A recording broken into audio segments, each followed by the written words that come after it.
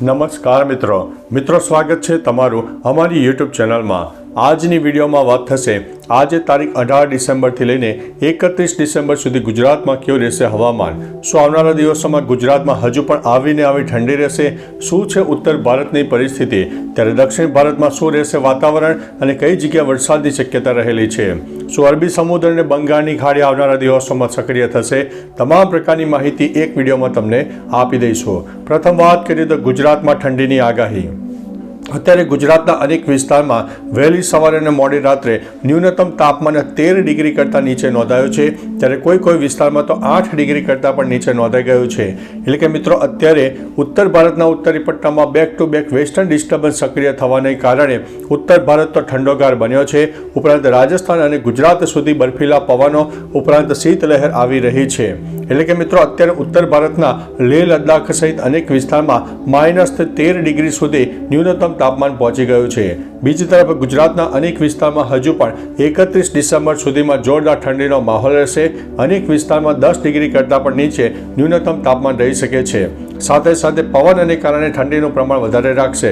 વહેલી સવારે ધુમ્મસની શક્યતા પણ વધુ છે, ઝીરો વિઝિબિલિટી થાય, એક્સિડન્ટ થવાના ચાન્સીસ રહેશે, એટલે થોડા સાવચેત રહેજો, એલર્ટ રહેજો।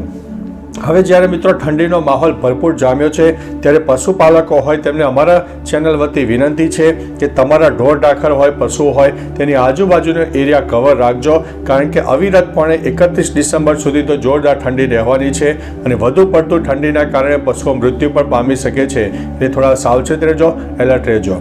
ત્યારે મિત્રો હવે વરસાદની આગાહીની વાત કરીએ તો તારીખ 26 અથવા તો 27 ડિસેમ્બરથી લઈને 31 ડિસેમ્બર સુધીમાં બંગાળની ખાડી અને અરબી સમુદ્ર બંને એક્ટિવ થાય, જેના ભાગરૂપે થઈને દક્ષિણ ભારત સહિત પૂર્વ ભારતના અનેક વિસ્તારમાં વરસાદની શક્યતા રહેલી છે।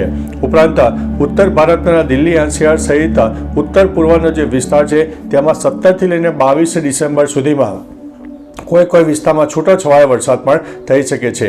એટલે કે મિત્રો ટૂંકોને ટચ જણાવીએ તો એક તરફ ઠંડીનો માહોલ છે, જેમાં પશ્ચિમ ભારતમાં ઠંડીનો માહોલ જોવા મળશે, જ્યારે દક્ષિણ ભારત અને પૂર્વ ભારતના અનેક વિસ્તારમાં આવનારા દિવસોમાં વરસાદની શક્યતા રહેલી છે। કોઈ વિસ્તારમાં તો 2 ઇંચ કરતાં પણ વધારે વરસાદ થાય તેવી સંભાવના હાલ દેખાઈ રહી છે।